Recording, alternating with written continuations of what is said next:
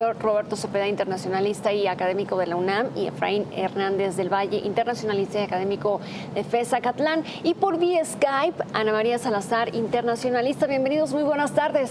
Gracias, buenas tardes por la invitación. Bien, hace unas horas veíamos en bastantes medios de comunicación que el presidente Donald Trump dijo en una entrevista que pensaba que era mucho más fácil ser presidente después de estos 100 días de gobierno de Trump en Estados Unidos. ¿Cómo ven? Bueno, pues yo creo que evidentemente eso nos refleja un presidente de los Estados Unidos que no tiene experiencia política. Lo hemos visto con el revés que le dieron en la reforma sanitaria conocida como el Obamacare, y que refleja precisamente el balance, ¿no?, de los primeros 100 días de gobierno. Un presidente que todavía no sabe hacer política en un país como Estados Unidos, que tiene ciertos contrapesos entre los tres poderes y también de los ámbitos locales, estatales y nacionales. ¿Qué opinas? Me parece que coincido plenamente con el doctor. Esta condición de manejar el Estado norteamericano por medio de órdenes ejecutivas nos lleva a establecer la relación entre un Donald Trump gerencial que cree aún que está manejando una empresa privada y no un Estado tan amplio y grande como el norteamericano. Entonces no sabe hacer política, evidentemente, y cree que maneja a la Unión Americana como si fuera empresa suya, ¿no? Entonces da solo órdenes que se ejecuten y la política después veremos, ¿no? Creo que ese es el balance general de la idea de Trump. Lo podríamos entrar después a particularizar, pero creo que ese es, en términos generales, la idea de los primeros 100 días de Trump. Donald Trump. Ana María, te tenemos por vía Skype. Trump, sabemos que tenía una fijación durísima por el tema migratorio, pero también vemos que se le están juntando temas importantes como esta próxima renegociación del Tratado de Libre Comercio de América del Norte, un tema también del que vemos que va y viene con su postura. Un día amanece aceptando el acuerdo, al otro día vemos un tuit en donde amenaza con sacar a Estados Unidos. ¿Qué dice eso el presidente? Mira, yo creo que los analistas todavía estamos tratando de entender si la forma en que está manejando, por ejemplo, la negociación del Tratado de Libre Comercio tiene que ver con una estrategia de negociación en donde, al crear incertidumbre, los negociadores, en este caso pues, los presidentes, y el presidente Peña Nieto y el primer ministro de Canadá, de una forma u otra tienen que adaptarse a un negociador que busca la incertidumbre, la sorpresa, como una forma de presionar a los países. La otra forma de interpretar la forma en que se manejó el tema del NAFTA en las últimas 48 horas es de que hay un caos dentro del equipo de la Casa Blanca y una falta de coordinación entre las personas que están encargadas de la negociación, las personas que están teniendo contacto con el gobierno de México y el gobierno de Canadá, y que de una forma u otra pues la posición de estos negociadores sería asegurar que se llevara la negociación de una forma que asegure que pueda sobrevivir el NAFTA. Entonces, la forma en que manejó el NAFTA, de hecho, la forma en que está manejando el tema migratorio, hay que recordar que de una forma u otra dijo que a todos iba a deportar, no está deportando a todos. De hecho, hizo algunos comentarios en donde los Dreamers, gente joven que de una forma u otra está bajo una legislación o una orden ejecutiva especial que los protege, ya no los están persiguiendo. Entonces, esta confusión de los 100 días, no sé si nosotros debemos pensar que van a ser, que estos 100 días representa todo su cuartenio, ¿no? O sea, los 4 años como presidente o lo que vaya a durar. Pero sí, la verdad ha habido mucha instabilidad, muchísima incertidumbre y mucho cuestionamiento de si en verdad podríamos esperar en los siguientes meses que este gobierno se pueda organizar mejor y que tenga mejor coordinación entre los temas prioritarios para Donald Trump.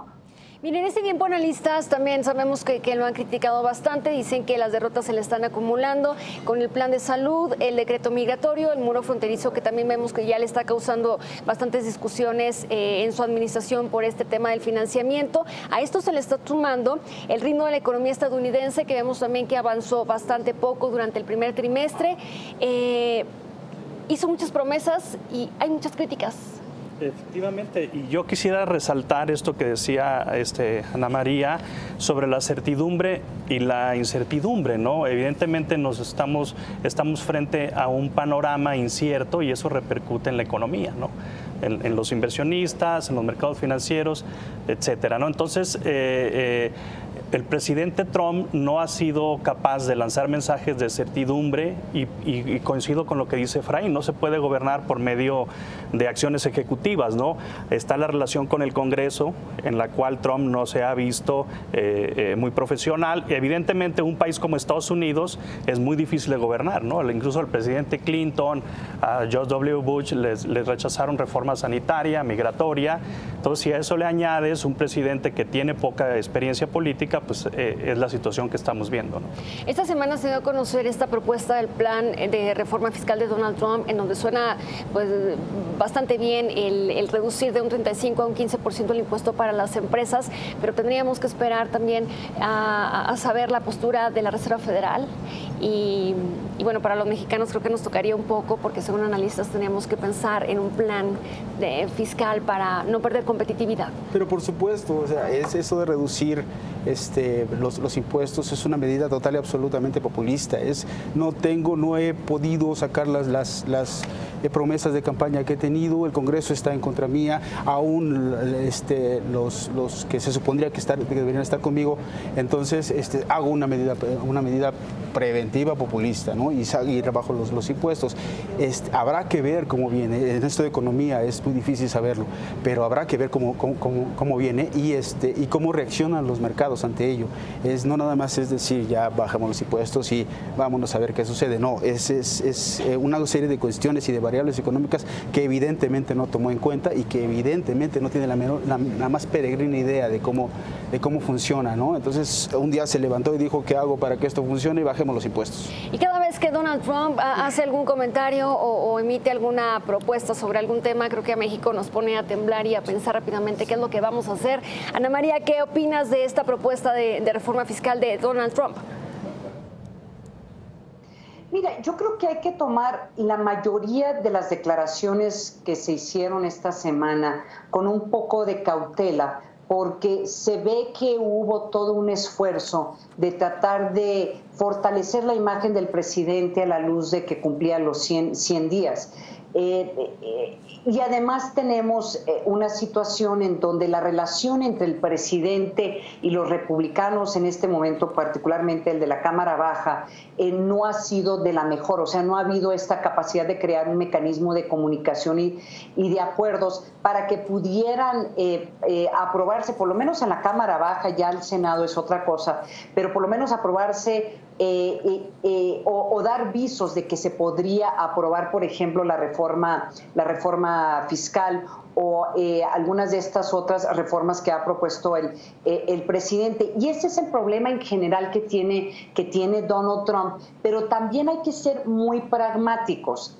Donald Trump en este momento está mucho más preocupado de hablarle a la base, a su base, la gente que votó por él, y demostrarles que aunque tal vez no ha cumplido con todo lo prometido, sí ha sido, por lo menos ha hecho intentos de responder a los intereses de esta base que votó por él. Entonces, por ejemplo, el discurso que dio hoy ante esta asociación de rifles, el NRA, que es un grupo muy controversial, pero que tiene una base política muy fuerte, es un esfuerzo de llegarle a ese grupo de personas que votaron por él. Entonces, si él pierde el piso en las encuestas, que lo está perdiendo, que también hay que decirlo, es uno de los presidentes que menos apoyo tiene a estas alturas de su mandato, cuando uno lo compara históricamente con otros presidentes, él en este momento, más que asegurar que sea un presidente muy popular, lo que está buscando es fortalecer y asegurar que la base que votó por él